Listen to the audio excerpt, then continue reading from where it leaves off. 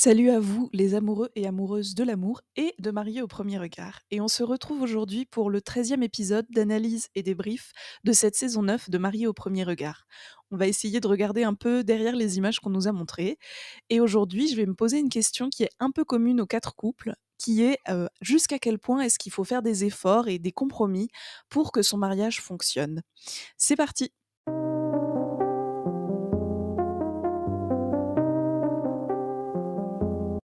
Et on va commencer avec Mallory et la fameuse personne qu'elle va épouser. Ensuite, on parlera de Coralie et Bruno, puis de Marie et Laurent, et enfin de Clémence et Malik. On commence tout de suite. Et alors, on commence avec Mallory, et on va enfin assister à son mariage, et on va enfin savoir qui elle va épouser, et elle aussi. Mais alors, le suspense de fou qu'ils nous ont fait, enfin, c'était trop, quoi. Ça devenait presque rigolo à la fin, parce qu'on savait qu'ils allaient nous faire encore plus de suspense, mais c'était trop, c'était quand même trop. Et donc, on voit que c'est une femme qu'elle va épouser et au moment où elle la voit, on a un petit flashback du moment où, sa future mariée est arrivée, donc Mélanie, 34 ans. Et apparemment, quand la famille de Mallory a vu Mélanie, ils étaient très rassurés. A priori, ça correspond à ses critères, donc plutôt positif. Et puis on a quand même eu le droit au portrait de Mélanie, qui donc Mélanie est lesbienne, sans que ça ne soit jamais dit, parce que à la télé-réalité française, on ne dit pas le mot lesbienne, on dit une femme qui aime les femmes ou une femme avec une femme, enfin bref. On fait plein de petits détours de vocabulaire pour ne pas dire le mot lesbienne. Mais j'avais déjà remarqué ça, quand il y avait d'autres couples de femmes lesbiennes dans des émissions télé, que ça soit des dating shows ou de la télé-réalité de vie collective. Donc bon, je pense pas que le mot sera prononcé non plus, on verra. Donc Mélanie, 34 ans, qui a très envie d'une belle histoire parce qu'elle aussi a beaucoup souffert dans le passé, qui est éducatrice, enfin qui travaille avec des jeunes, donc les expertes se sont dit tiens, comme toutes les deux sont dans le care, sont dans le soin des autres, ça pourrait matcher. Elles ont toutes les deux aussi un caractère où elles sont beaucoup dans l'abnégation, dans le dévouement, dans le don de soi pour les autres. Et elles disent aussi qu'elles ont toutes les deux un problème de limite dans leur relation. Ce qui me dit de les expertes se sont dit: «Ah bah chouette, comme elles ont toutes les 2 un problème de limite, peut-être qu'elles ne dépasseront pas celle des autres». Mais ça résout pas le problème en soi quand même qui est que, ben, quand tu as un problème de limite, le mieux c'est d'apprendre à les poser, tu vois? Donc en tant qu'experte, encore une fois, bon, c'est pas le principe de l'émission, hein, c'est pas, psychothérapie au premier regard, mais je me dis que en tant qu'experte, c'est dommage de se dire de repérer une telle chose comme un problème de limite dans, les relations et de ne pas venir essayer de leur apporter des solutions. Alors après, peut-être que, on va avoir droit dans le prochain épisode à un coaching des filles pour qu'elles apprennent chacune des 2 à poser leurs limites. On verra, ça serait chouette. Elles ont toutes les 2 aussi, une famille adorable et des parents qui les soutiennent à fond et qui sont très contents, qu'elles fassent l'expérience. Donc c'est plutôt positif. Ça veut dire aussi qu'elles seront facilement acceptées par leur belle famille. Donc a priori, ça, ce sera pas du tout un frein. Ce qui pourrait être un frein, c'est qu'elles ont l'air toutes les 2 quand même assez, assez stressée. Je sais pas laquelle des 2 prendra un peu, les devants, essaiera de rassurer l'autre. Parce que Mallory, du coup, elle est un peu stressée et inquiète parce qu'elle sait qu'elle doit faire son annonce, de sa bisexualité et elle le porte comme un peu une sorte, de poids, qu'elle a juste hâte de pouvoir poser pour ne plus l'avoir. Enfin, en tout cas, c'est comme ça que ça nous est raconté. Et Mélanie, elle, a très peur de ne pas plaire à Mallory. Donc elle cherche, enfin pareil, hein, c'est comme ça que nous est présentée leur histoire. Elle est vraiment ancrée sur ce côté de est-ce que Mallory est séduite par Mélanie et est-ce que Mélanie va réussir à un peu lâcher prise en sachant que Mallory lui plaît. Donc il nous présente un peu le truc comme ça. Il y a un petit stress du coup de est-ce qu'elles vont se dire oui. Elles se disent toutes les deux oui et puis elles vont dans la voiture pour avoir cette fameuse discussion sur l'annonce de la bisexualité de Mallory et c'est coupé ici. Donc encore une fois, je trouve que c'est une histoire qu'on nous étire beaucoup trop en longueur et du coup, elle perd de son intérêt. Enfin, elles ont l'air sympas, il pourrait y avoir une belle histoire, mais c'est tellement, tellement, tellement découpé, étiré, haché que du coup, on a du mal à avoir envie de savoir la suite, quoi. Parce que ça manque de rythme dans cette histoire-là. Pourquoi? Je sais pas trop. Surtout que je me dis, là, on est déjà à épisode 13. Il y a des saisons, c'était fini à l'épisode 13. Là, je pense qu'on va avoir encore un ou 2 épisodes, mais ils vont pas non plus faire durer la saison pendant 6 mois. Donc, faudrait que ça avance un peu, quoi. À moins qu'elles partent même pas en voyage de noces ensemble. Ou alors qu'ils nous montrent que quelques images à la fin pendant leur bilan, je sais pas du tout. Mais c'est un peu étrange, du coup, oui, qu'elles arrivent comme ça à la fin, comme un cheveu sur la soupe, et en même temps, on nous fait un suspense de fou pour leur histoire. Et j'ai vu sur le compte Instagram de Mallory qu'elle avait écrit un petit texte sur, sa bisexualité et sur le fait qu'elle ne se résume pas à sa bisexualité, qu'elle est aussi, bien plus que ça, et elle se présente un petit peu, pour dire: «Ben, voilà, je suis pas que ça», et je ne sais pas comment l'interpréter. Je sais pas si c'est parce qu'elle a eu des retours, qui lui ont pas plu, ou si c'est parce qu'elle est un peu aussi, chagrinée par le montage que lui a fait la production, mais elle peut pas le dire trop frontalement parce qu'à mon avis, dans leur contrat, il doit y avoir une clause de, on critique pas l'émission, pendant tant et tant d'années. Donc je sais pas trop comment l'interpréter. Oui, je serais, preneuse de vos avis sur, ce petit message de Mallory. Mais voilà, j'ai hâte de voir la suite, même si, on a très, très peu dans cette histoire. Bon, on verra la suite. Et donc pour, jusqu'à quel point faut-il faire des efforts, pour elle? Je me pose la question par rapport à ce truc d'abnégation et de problème de limite qu'elles ont toutes les 2. Justement, est-ce qu'on peut entrer dans un mariage sereinement sans savoir poser ses limites? Alors, il y a pas de réponse à cette question, hein, je pense qu'il y a des cas où ça se passe bien, où on apprend justement avec la bonne personne, on peut réussir à apprendre, et d'autres cas où ça peut être super dangereux parce que si on a une personne qui en profite, ça peut être assez néfaste. Là, comme a priori toutes les 2, elles ont déjà vécu des abus, peut-être qu'elles y seront plus sensibles. Mais est-ce que entrer dans un mariage, sachant qu'on est prêt justement à faire des efforts sans limite, est-ce que c'est pas un peu, se tirer une balle dans le pied? Et ensuite, on retrouve Bruno et Coralie, pour ce fameux ultime cap ou pas cap, et donc Bruno a prévu d'emmener Coralie à New York, sur 48 heures. Donc en gros 24 heures dans l'avion et 24 heures sur place, ce qui n'est pas top pour le bilan carbone, mais qui semble assez positif pour leur relation. Et du coup, Coralie, elle est super contente, elle se laisse porter par le truc. Elle a quand même un peu ce petit truc de encore un cap ou pas cap, encore un truc un peu énorme, alors que moi, c'est le quotidien que je recherche. Mais elle joue le jeu, elle fait, ben, pour le coup, elle fait vraiment des efforts pour suivre Bruno, et pour aussi faire un pas vers lui.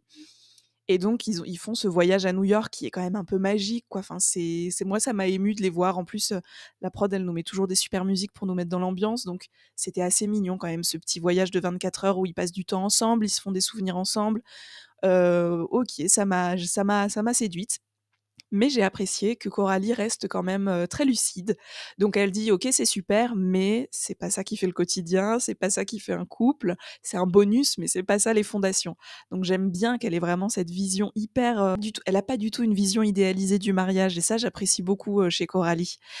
Et Bruno, j'aime bien aussi sa manière de, faire, tapis, quoi. Là, il donne tout. Il s'est dit: «C'est maintenant ou jamais». Et je trouve ça aussi touchant un petit peu, et surtout ce que j'apprécie, chez Bruno, c'est que bon, bien sûr, il n'arrive pas à arrêter les cap ou pas cap. Bon ça, Coralie, elle l'a compris, mais au moins elle sait au moment où elle donnera sa réponse au bilan, elle sait que ça, c'est un trait de sa personnalité qu'elle ne pourra pas changer. Par contre, par rapport au voyage de noces, où quand elle lui faisait des retours négatifs, lui, il se braquait, il se fermait et il inversait un petit peu, la situation. Là, j'ai trouvé qu'il a vraiment réussi à se remettre en question, à faire des efforts sur ce point-là. Donc je trouve ça plutôt positif, pour leur couple. Ils sont très terre à terre tous les 2, ce que je trouve bien parce que je pense que dans cette émission, tu peux vite être un peu emporté par, c'est intense, c'est nouveau, il y a les caméras, tu peux être un peu, emporté, dans l'euphorie. Mais là, eux, je trouve qu'ils ont cette euphorie un petit peu, mais ils arrivent aussi bien à garder les pieds sur terre, donc je trouve ça chouette. Après, la voix off nous redit que, c'est vraiment super pour Coralie ce mariage parce que ça lui a permis de s'émanciper de sa sœur, de prendre du temps pour elle, et cetera. Je me dis, au début, j'y croyais à fond à un peu cet arc, de storytelling qu'ils nous ont présenté, mais je sais pas je sais pas, je suis un peu mitigée par rapport à ça. On apprend aussi que, ils ont rencontré, leurs familles respectives. Donc Bruno a rencontré la sœur de Coralie et son beau-frère, et Coralie a rencontré, les enfants de Bruno. Donc je trouve ça super positif parce que ça veut dire que vraiment ils se projettent, enfin ils prennent, l'émission et le challenge au sérieux et j'aime bien moi les candidats bons élèves comme ça parce qu'ils nous donnent envie de continuer à regarder le programme, en fait. Ils sont terre à terre de: «Oui, il y a des trucs à travailler, mais ça peut se tenter». Après, c'est surtout Coralie qui est quand même assez réaliste et Bruno, il l'écoute. Je trouve que par rapport au début, il fait quand même des efforts pour l'écouter. Après, à quel point est-ce qu'il fait des efforts? Est-ce que là, il fait des efforts un peu surhumains qui fait qu'il pourra pas les tenir sur la distance, qu'il pourra pas, sur la distance, toujours être à l'écoute, toujours se remettre en question parce que c'est trop dur pour lui, d'une certaine manière? Ou est-ce que petit à petit, il est en train juste de s'ajuster et de comprendre comment, il doit fonctionner avec Coralie, quels sont les besoins et les attentes de Coralie et que du coup, c'est une sorte d'ajustement qui va vraiment pouvoir perdurer et créer une relation sur le long terme. Ça, l'avenir nous le dira. Je trouve aussi que pareil, Coralie, elle a aussi fait des efforts, elle a accepté de voir au-delà du côté dirigiste de Bruno, comme elle le dit et pareil, elle a fait des efforts aussi parce que Bruno, c'était pas forcément, son coup de cœur physique. Elle lui a dit, elle a été super honnête avec lui, mais que maintenant il lui plaît avec le temps. Je trouve que les efforts qu'ils ont fait tous les 2, en tout cas de l'extérieur et de ce qu'on nous montre à travers l'émission, ça me semble, ça me semble positif pour leur couple et positif pour eux-mêmes aussi. J'ai pas l'impression qu'il y ait l'un ou l'autre qui se perdent dans cette relation à ce stade-là. Et en même temps, ils avancent avec beaucoup de lucidité. Bon, surtout Coralie, Bruno peut-être un peu moins. C'est celui qui est peut-être un peu plus des loulous du couple. Mais après, je crois qu'ils sont divorcés aujourd'hui. Donc je me demande ce qui se sera passé. Est-ce que c'est la distance? Est-ce que c'est le fait que finalement, la vie reprenant, chacun ayant une vie aussi installée, c'était difficile de se retrouver des moments ensemble et le lien s'est un peu effrité, il n'était pas assez fort au départ. Je sais pas, on verra bien. En tout cas, au bilan, on nous a fait un peu un teasing de ouf, de genre ils vont faire une annonce incroyable à Marie et Estelle. En fait, je crois qu'ils vont juste leur faire une blague, enfin, de ce que j'ai compris, de genre ah, on reste pas mariés, et puis elles vont dire quoi? Et en fait, ils vont dire ah ben si, en fait, c'était juste une blague. Donc bon, je crois que c'est juste ça, mais je crois qu'on va les voir aussi 2 mois après, donc hâte de voir où ils en seront 2 mois après et j'espère qu'on aura, s'ils se sont séparés, qu'on aura un peu de contexte. Si c'est pas par, l'émission, que ça sera peut-être par leur compte Instagram. En tout cas, autant au début c'était le couple qui, me hérissait le plus le poil, autant là j'ai fini par, les apprécier. Je pense aussi qu'ils les ont beaucoup mis en avant, la production, parce que Bruno, là, lui, tous ses cap ou pas cap, c'est du pain béni pour eux. Ça leur fait des images incroyables, ça leur fait des séquences chouettes à montrer. En plus, j'avais lu quelque part que les activités qui ne sont pas prévues par la prod, donc là, le voyage à New York, par exemple, c'est aux frais des participants. Donc là, en gros, Bruno, c'est lui qui a payé de sa poche le voyage à New York. Super pour la prod, ils ont pas eu besoin de leur payer. Enfin, je pense qu'ils ont juste payé les caméras et encore, c'était des petites caméras qu'ils avaient, donc il devait y avoir 1 ou 2 personnes maximum de l'équipe qui sont parties avec eux. Du coup, c'était trop chouette pour eux, quoi. Enfin, pour la production, vraiment, je pense que Bruno, c'était du pain béni. Et finalement, franchement, en tant que téléspectatrice, je trouve que c'était quand même un couple assez intéressant à suivre, même si au début, on a eu très peur et que, ouais, on a vraiment eu très peur, mais finalement, en fait, Coralie, je trouve qu'elle a bien su gérer le truc. Bref, très contente de les avoir suivis, hâte de voir la suite. Ensuite, on retrouve Marie et Laurent pour leur séance photo et ils ont vraiment une aisance à être l'un près de l'autre et à faire cette séance photo. Enfin, d'habitude, il y a toujours au moins 30 secondes, 1 minute de gêne et là, pas du tout. Ils sont vraiment super à l'aise l'un avec l'autre. On sent qu'ils ont une attirance physique très forte. D'ailleurs, ils s'embrassent beaucoup et enfin, ils s'embrassent vraiment, quoi. Ils font pas un petit bisou pour la photo, ils font un vrai baiser langoureux et à tel point que Estelle dit: «Bon, ben, moi, j'ai plus grand chose à faire ici, j'ai même l'impression qu'ils essayent de se débarrasser de moi». Donc niveau, attirance physique, il y a aucun souci, ça marche très bien. Après, Marie nous dit aussi qu'elle, le fait qu'il ait 43 ans, ça soit absolument pas un souci pour elle. Au contraire, elle aime bien ça, le côté poivre et sel et mature et tout, donc bon, parfait, encore une fois, bravo les expertes. Par contre, petit souci, enfin petit, à voir, Marie, n'était pas du tout prête à devenir belle-mère. T'as des enfants déjà? Ouais, Combien? j'ai 3 enfants. 3 enfants? Ouais. 3 enfants? Ouais. Trois enfants. Au départ, je pense vraiment que c'est une blague. Genre, j'ai 3 enfants. Mais non, j'ai pas 3 enfants. Ah. Et en fait, j'attends le contre-coup et en fait, il y en a pas. Ok. D'accord.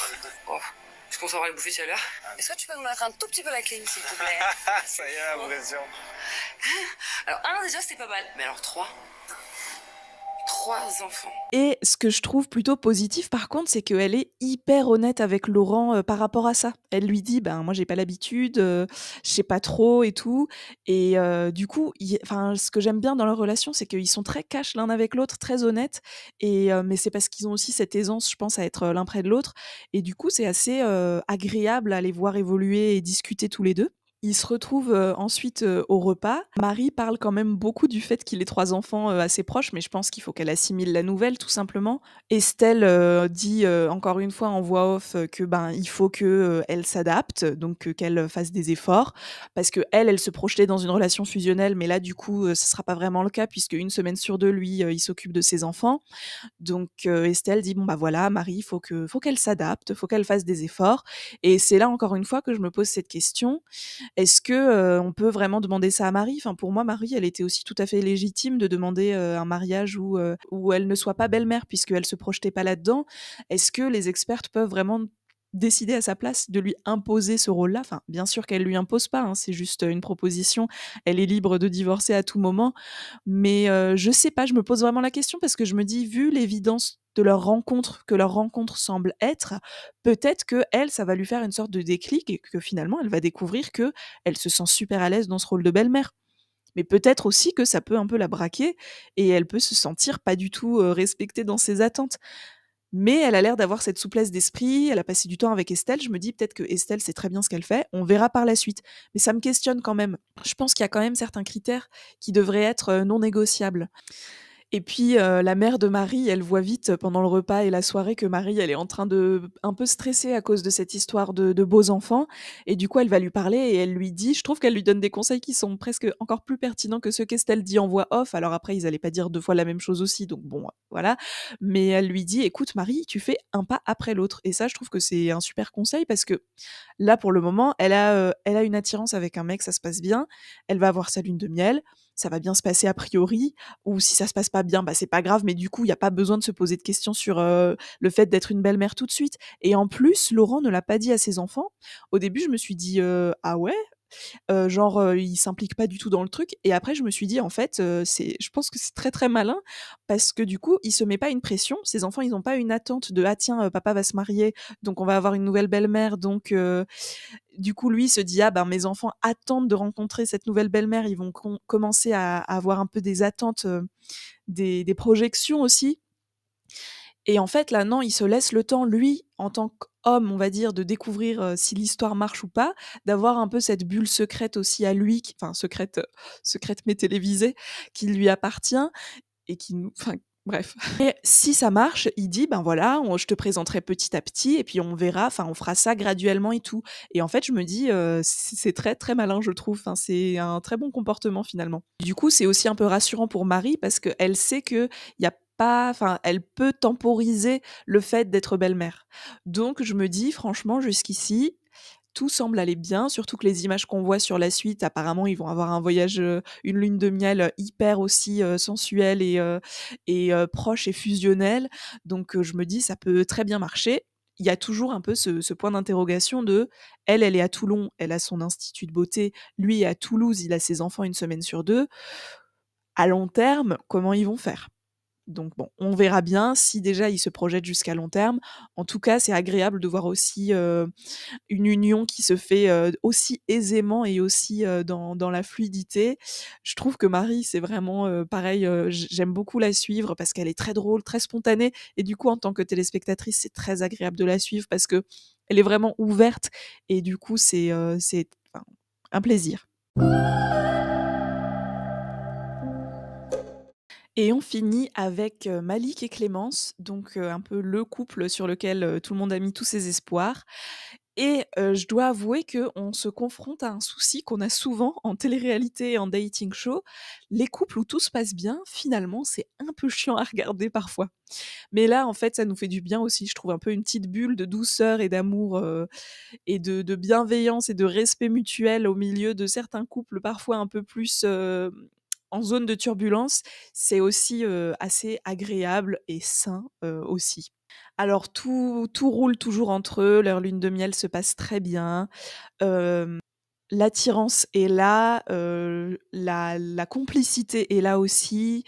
Ils ont tous les 2, ils aiment beaucoup les marques de démonstration affective, publique, les PDA comme on dit, en anglais, et du coup, ils sont très contents parce qu'ils se promènent main dans la main, ils se font des petits câlins, ils se tiennent le bras, enfin ils viennent chacun combler, un besoin chez l'autre, et c'est assez joli à regarder du coup comme compatibilité. Après, il y a, là, on nous l'a présenté comme un peu genre, le gros souci. À quel point c'est mis en scène, à quel point c'est vraiment un souci dans le couple, c'est difficile à savoir, mais donc le souci de ce couple, enfin l'obstacle que pourrait rencontrer ce couple, c'est le désir d'enfant de Clémence face au potentiel désir ou pas d'enfant de Malik, on ne sait pas. Et déjà là, j'ai envie de dire, vous nous prenez un peu pour des imbéciles, parce que j'imagine qu'il doit y avoir une case dans le questionnaire pour faire la compatibilité sur est-ce que la personne veut des enfants ou pas. Donc vous le savez très bien, vous, si Malik en veut ou pas. Donc pourquoi en faire un peu genre un énorme suspense? Enfin, c'est pas, comment dire, le fait d'avoir des enfants ou pas, c'est pas un arc narratif, c'est pas, un obstacle dans votre storytelling, en fait. C'est un vrai truc, je trouve ça un peu, à la fois nous prendre pour des imbéciles et en même temps, prendre l'émission aussi un peu à la légère. Si vous voulez faire un mariage et que vous et que déjà vous posez pas les questions essentielles, comment y croire? Donc 2 hypothèses. Soit Malik, il est d'accord, enfin, il a mis genre un petit, «à voir», et du coup, effectivement, c'est pour ça qu'il va y avoir, i cette discussion est importante parce qu'il faut voir lui, quel serait son calendrier. Est-ce que c'est un non catégorique? Est-ce que c'est un peut-être? Est-ce que c'est, dans 3 ou 5 ans? Enfin, sachant qu'il a déjà 43 ans et qu'il est déjà papa. Ou sinon, l'autre possibilité, c'est qu'on sait déjà, vous savez aussi vous, que c'est un non catégorique pour Malik, alors que Clémence en a vraiment envie, et dans ce cas-là, vous avez créé un couple, enfin, l'idée c'était quoi? C'était que Clémence renonce à son désir d'enfant pour Malik, et du coup, on revient aussi à cette question. Jusqu'où on doit faire des efforts pour faire marcher un mariage? Est-ce que renoncer à vouloir des enfants pour l'autre, c'est un effort qu'on peut demander à une personne? C'est compliqué, tu vois? Pareil, hein, demander à quelqu'un de faire un enfant alors qu'il en a pas envie, c'est aussi compliqué. Je pense que c'est le genre de choses, encore une fois, qui sont vraiment élémentaires, et que la compatibilité, plus que de savoir si les 2 aiment, le surf ou, les 2 aiment, faire du vélo le week-end.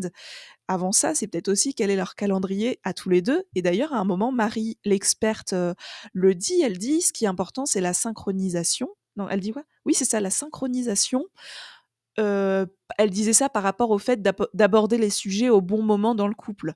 Mais je pense que la synchronisation des calendriers à long terme, c'est aussi important. On l'a vu avec, Sophie et Guillaume, même si, il y avait de grandes chances pour que ce soit surtout un prétexte de la part de Guillaume. Mais c'est quand même une question importante, le calendrier des personnes, de comment ils se projettent à l'avenir. Est-ce qu'ils veulent des enfants tout de suite? Est-ce qu'ils en veulent dans 5 ans, dans 10 ans? Sachant qu'il y a aussi, bien sûr, la fertilité qui entre en compte. Donc, à partir d'un certain âge, enfin, surtout pour les femmes, ça joue. Est-ce que pour avoir un mariage heureux, on peut, renoncer à avoir des enfants? Bien sûr, hein, ça arrive souvent, mais c'est une réponse qui sera vraiment individuelle et au cas par cas. Et du coup, est-ce qu'on peut demander à une personne de potentiellement devoir choisir entre un mariage qui fonctionne et avoir des enfants? Je trouve ça un petit peu difficile comme position où ils la mettent, parce que imaginons maintenant, enfin là c'est que des suppositions, hein, mais imaginons que Malik dit qu'il veut pas d'enfant. Clémence, elle sait qu'elle en veut et la relation fonctionne bien entre deux. Clémence, là, elle aura presque touché du doigt une relation qui lui plaît, mais qui la met dans une situation de dilemme, en fait, où vraiment il faut qu'elle choisisse entre deux choses auxquelles elle aspirait. Mais voilà, donc à voir pour Clémence et Malik. Est-ce que c'est juste, pour nous faire du suspense qu'ils mettent ce sujet-là? Est-ce que ça va être un vrai sujet et une vraie discussion dans le couple? Je sais pas. Mais j'ai trouvé encore une fois que là, franchement, ils auraient pu nous donner un peu plus, parce qu'on les a vus amoureux, certes, c'était agréable, mais l'histoire n'avance pas vraiment, quoi. Enfin là, on nous a fait du suspense sur cette discussion, tout ça pour qu'on l'ait même pas dans l'épisode. Voilà, la vidéo est finie et du coup, ben, j'ai pas du tout apporté de réponse concrète à jusqu'où faire des efforts dans un mariage, mais je pense que c'est quand même intéressant de se poser la question, surtout en plus quand il y a les expertes qui exhortent à faire des efforts, à s'adapter. Je pense que c'est bien de prendre un peu de recul et de se demander, jusqu'où faire des efforts, à quel point c'est trop, à quel point c'est pas assez, on n'a pas assez essayé, sachant qu'il y a pas de réponse, simple. Et je vous remercie d'avoir écouté cette vidéo. Si vous êtes toujours là, peut-être que ça vous a plu et dans ce cas-là, n'hésitez pas à vous abonner et à commenter.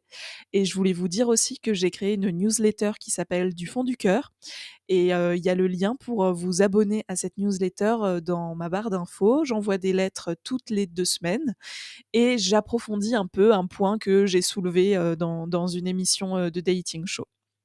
Voilà, je vous dis à très, très vite et merci d'avoir écouté cette vidéo.